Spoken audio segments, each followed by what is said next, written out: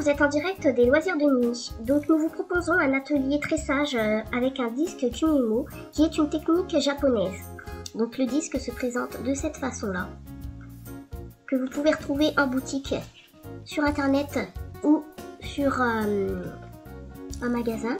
Donc nous les vendons, ça se présente comme ça. Donc vous avez des disques ronds ou des disques carrés, suivant le tressage que vous pouvez faire. Les disques carrés permettent de faire un tressage plat. Et les disques ronds permettent de faire un tressage tubulaire, on va dire. Donc vous pouvez obtenir donc avec ce tressage faire de jolis bracelets ou sinon des colliers, des ceintures, des boucles d'oreilles, enfin selon votre imagination après. Voilà, donc là aujourd'hui je vous montre comment on fait le tressage. Donc il vous faut tout d'abord donc le disque, du fil, là j'ai pris du fil nylon, mais vous pouvez également utiliser du fil de coton, mais ça fera un peu plus fin au niveau du tressage. Vous pouvez utiliser de la laine, enfin après les matières du fil dépendent, et au niveau des grosseurs c'est pareil. Donc là aujourd'hui, moi ce que j'ai pris c'est du fil nylon en 1 mm qui se présente comme ça.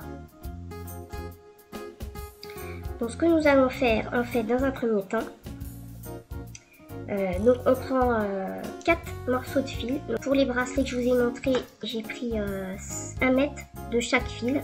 Donc là j'ai pris 80 cm de chaque fil, ça me fera un bracelet d'environ 16 cm je pense. Donc ce qu'on fait dans un premier temps, donc on coupe nos 4 fils et après on les plie en deux. Voilà, comme ceci. Et donc on obtient le milieu des 4 fils que l'on va nouer avec du fil à coudre. Donc là j'ai pris du fil à coudre blanc, il ne se verra pas après. Donc pour faire les fermoirs c'est pareil, le fermoir. Donc vous pouvez utiliser des embouts cloches qui se présentent comme ceci. Ou soit, là c'est ce que j'ai mis au niveau des fermoirs, des embouts cloches avec des anneaux croisés et un fermoir mousqueton. Voilà. Ou soit vous pouvez faire un fermoir en faisant d'abord une boucle comme ça, et là dans ce cas là vous ficellerez là, et après à la fin vous pouvez mettre un bouton, comme ça vous fermez avec un bouton, système de bouton. Ou alors vous pouvez faire un tressage en macramé, donc ça c'est une autre technique. Bon là je vous montre juste simplement, c'est au niveau du tressage. Donc là une fois qu'on a fait notre nœud avec notre fil à coudre, on fait plusieurs tours et on refait un autre nœud. Hop, comme ceci. Donc on laisse comme ça. Donc nous allons prendre notre disque de tressage qui se présente donc avec des numéros, et vous avez également des ronds noirs sur chaque pôle du cercle. Donc ces ronds noirs permettent de se repérer pour fixer en fait nos fils. Donc le but c'est de mettre le milieu. Donc pour tresser on met notre milieu de fil où on a fait notre nœud avec notre fil à coudre, et nous allons placer chaque fil au niveau entre les ronds noirs. Donc là on commence par le gris, donc nous allons coincer les fils comme ceci sur le rond. Après nous allons placer le rose donc sur le côté comme ceci. Donc, et en parallèle, en fait les couleurs doivent être en parallèle, face à face en fait. Les couleurs doivent se retrouver face à face quand on fait notre tressage. Donc voilà, donc là, donc bien le milieu, bien mettre au milieu notre notre centre de fil que nous avons fait. Alors passer les fils au potigène, au tressage. Voilà. Donc nous obtenons ceci.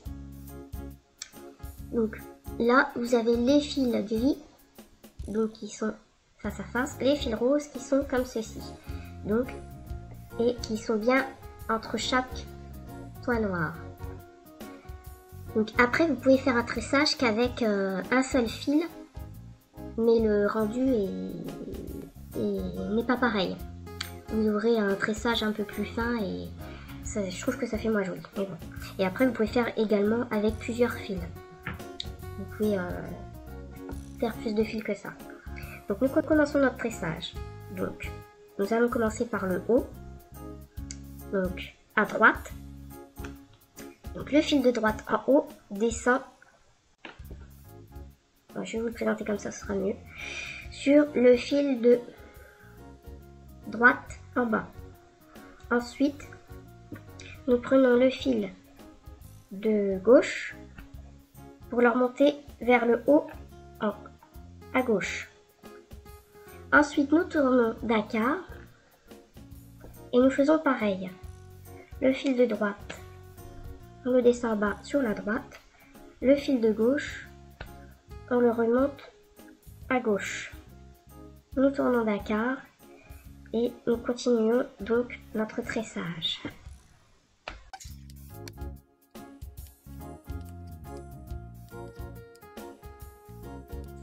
Au bout d'un certain temps, une fois que vous aurez terminé votre tressage, à force, vous allez obtenir ceci. Donc vous allez continuer à tresser jusqu'à le temps que vous ayez votre longueur voulue. Et pour terminer, en fait, vous reprenez du fil. Une fois que vous avez obtenu la longueur que vous vouliez, vous reprenez du fil à coudre et vous faites donc un nœud à l'extrémité de vos fils. Vous continuez à faire plusieurs nœuds, enfin plusieurs tours on va dire, sur vos fils. Vous refaites 2 doubles nœuds. Vous coupez au niveau des fils un petit peu. Vous pouvez brûler à l'aide d'un briquet un peu au niveau des fils là. Et ensuite, vous pouvez coller vos emboucloches au bout avec de la colle à bijoux. Moi je prends de la colle à 8 qui est très bien. Et donc vous obtiendrez ensuite votre bracelet. Et vous pouvez donc mettre votre fermoir, le fermoir que vous souhaitez. Voilà, nous avons terminé cet atelier bracelet en Kunimo, en espérant avoir été clair. Et n'hésitez pas à poser des questions si vous avez besoin, ou vous rendre sur notre site www.lesloisirsdemini.fr. Merci bien, à bientôt pour un autre